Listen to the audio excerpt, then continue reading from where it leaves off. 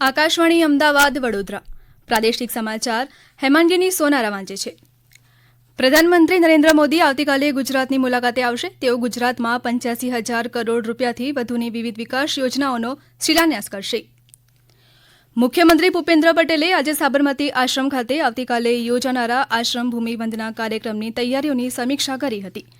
પ્રધાનમંત્રી નરેન્દ્ર મોદી આવતીકાલે સાબરમતી આશ્રમ ખાતે આશ્રમ ભૂમિ વંદના કાર્યક્રમમાં મહાત્મા ગાંધી સાબરમતી આશ્રમના પુનઃનિર્માણ પ્રોજેક્ટનો શુભારંભ કરાવશે. આ સંદર્ભે મુખ્યમંત્રીએ સંબંધિત અધિકારીઓ સાથે વાત કરીને કાર્યક્રમની માહિતી મેળવી હતી. સાબરમતી આશ્રમ ખાતે પ્રધાનમંત્રી જે સ્થળોની મુલાકાત લેવાના છે તે સ્થળોનું નિરીક્ષણ કર્યું હતું. મુખ્યમંત્રીએ ઉપસ્થિત અધિકારીઓ સાથે કાર્યક્રમની રૂપરેખા સહિત અન્ય મુદ્દાઓ પર ચર્ચા વિચારણા કરીને માર્ગદર્શન આપ્યું હતું. સમગ્ર રાજ્યમાં આજથી ધોરણ 10 અને 12ની પરીક્ષાનો આરંભ થયો છે. મુખ્યમંત્રી ભૂપેન્દ્ર પટેલે રાજ્યના તમામ વિદ્યાર્થીઓને પરીક્ષામાં સફળતા માટે શુભેચ્છાઓ પાઠવી છે. પરીક્ષા આપનાર વિદ્યાર્થીઓને શિક્ષણ મંત્રી ડોક્ટર કુબેરભાઈ ડિંડોર અને શિક્ષણ રાજ્યમંત્રી પ્રફુલ્લ પાનસેરિયાએ શેઠ સીએમ હાઈસ્કૂલ ગાંધીનગર ખાતે બાળકોને કંકુ તિલક કરી પુષ્પ અને શૈક્ષણિક કીટ આપી શુભકામનાઓ પાઠવી હતી. રાજ્યમાં ધોરણ 10 અને 12ની પરીક્ષા 1,634 કેન્દ્ર ખાતે 5,378 બિલ્ડિંગમાં અને 54,294 બ્લોકમાં યોજાઈ રહી છે, જેમાં રાજ્યના કુલ 15,39,000 કરતાં વધુ વિદ્યાર્થીઓ પરીક્ષા આપી રહ્યા છે. ધોરણ 12 વિજ્ઞાન પ્રવાહમાં 1,32,073 વિદ્યાર્થીઓ, જ્યારે ધોરણ 12 સામાન્ય પ્રવાહની પરીક્ષામાં 4,89,279 વિદ્યાર્થીઓ પરીક્ષા આપી રહ્યા છે. બોર્ડ પરીક્ષા અંગે તણામુક્તિ માટે વિદ્યાર્થીઓ ટોલ ફ્રી નંબર 1800-233-5500 પર સંપર્ક કરીને પોતાના પ્રશ્નોનું સમાધાન કરી શકશે. મહીસાગર, બોટાદ, વલસાડ, પાટણ, ભાવનગર, સુરેન્દ્રનગર, છોટાઉદેપુર, ડાંગ સહિત રાજ્યના તમામ જિલ્લાઓમાં ચુસ્ત પોલીસ બંદોબસ્ત વચ્ચે શાંતિપૂર્ણ માહોલમાં બોર્ડની પરીક્ષાઓ ચાલી રહી છે. ન્યૂઝીલેન્ડના નાયબ પ્રધાનમંત્રી વિન્સ્ટન પીટર્સ ગાંધીનગર અને અમદાવાદની 2 દિવસની મુલાકાતે આવ્યા છે. અમારા ગાંધીનગર જિલ્લાના પ્રતિનિધિ દુર્ગેશ મહેતાના જણાવ્યા મુજબ તેઓ આજે અક્ષરધામ મંદિર ખાતે આવ્યા હતા. મંદિરના પૂજ્ય વિશ્વવિહારી સ્વામીએ તેમનું ફુલહાર પહેરાવીને સ્વાગત કર્યું હતું. નાયબ પ્રધાનમંત્રીએ મંદિરની મોડલ રૂમની મુલાકાત લઈ સમગ્ર સંપ્રદાયનો વિશેષ પરિચય મેળવ્યો હતો. સમગ્ર સંકુલ સાથે તેમણે ગાર્ડનની પણ મુલાકાત લીધી હતી. ગાંધીનગર ખાતે શ્રમ અને રોજગાર મંત્રી બલવંતસિંહ રાજપૂતની અધ્યક્ષતામાં રાજ્ય શ્રમ પારિતોષિક વિતરણ સમારોહ યોજાયો હતો.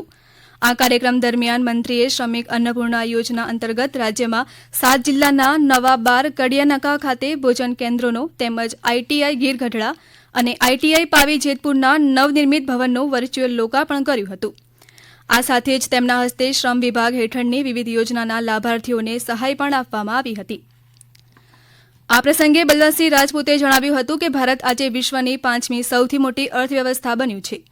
દેશને 3જી સૌથી મોટી અર્થવ્યવસ્થા બનાવવામાં ગુજરાતની સ્કિલ ઇકોસિસ્ટમ મહત્વપૂર્ણ ભૂમિકા ભજવશે. આ કાર્યક્રમ દરમિયાન ઔદ્યોગિક શાંતિ જાળવવામાં અગ્રેસર કામગીરી કરી હોય, પોતાના જીવના જોખમે અન્ય શ્રમિકોના જીવ બચાવ્યા હોય અથવા ઉદ્યોગની ઉત્પાદકતા અને ઉત્પાદનને વધારવામાં મુખ્ય ભૂમિકા ભજવી હોય તેવા કુલ 64 શ્રમિકોને રાજ્ય શ્રમ પારિતોષિકથી સન્માનિત કરાયા હતા, જેમાં 16 રાજ્ય શ્રમ રત્ન, 16 રાજ્ય શ્રમભૂષણ, 16 રાજ્ય શ્રમવીર તેમજ 16 રાજ્ય શ્રમશીપ પારિતોષિક તેમજ કુલ 8,80,000 રૂપિયાના રોકડ પુરસ્કાર એનાયત કરવામાં આવ્યા હતા.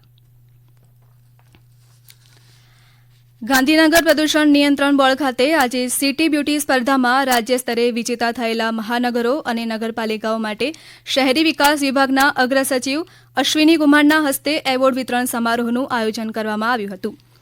આ એવોર્ડ વિતરણ સમારોહમાં હેરિટેજ શ્રેણીમાં પ્રથમ ક્રમે લક્ષ્મી વિલાસ પેલેસ વડોદરા, દ્વિતીય ક્રમે ઢાળની પોળ અમદાવાદ અને તૃતીય સ્થાને સુરત ફોર્ટના રિસ્ટોરેશન અને રીડેવલપમેન્ટ માટે સુરત મહાનગરપાલિકાને એવોર્ડ આપવામાં આવ્યા હતા. જ્યારે ગ્રીન સ્પેસ શ્રેણીમાં પ્રથમ ક્રમે લોકમાન્ય તિલક ગાર્ડન અમદાવાદ, દ્વિતીય ક્રમે સ્વામી વિવેકાનંદ પાર્ક કોડીનાર અને તૃતીય ક્રમે ફ્લાવર પાર્ક અમદાવાદ મહાનગરપાલિકાને એવોર્ડ આપવામાં આવ્યા હતા. કોમર્શિયલ કેટેગરીમાં પ્રથમ ક્રમે ગુજરી બજાર અમદાવાદ, દ્વિતીય ક્રમે Janmahal urban transport hub Vadodara અને તૃતીય ક્રમે પુષ્કરધામ હોકર્સ ઝોન રાજકોટને એવોર્ડ પ્રાપ્ત થયો હતો.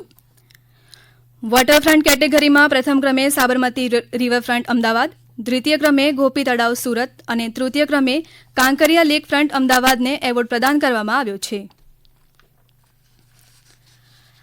પ્રાદેશિક સમાચાર વિભાગ દ્વારા આજે રાત્રે 8 વાગે પ્રસારિત થનાર ભારત વિકાસ ડાયરી કાર્યક્રમના 21મા અંકમાં ભરૂચ લોકસભા વિસ્તારના વિકાસની ગાથા રજૂ કરવામાં આવશે. આ સમાચાર આપ આકાશવાણીના અમદાવાદ વડોદરા કેન્દ્ર પરથી સાંભળી રહ્યા છો. વધુ સમાચાર આપ અમારી વેબસાઇટ newsonair.gov.in/gujarati પર વાંચી શકશો.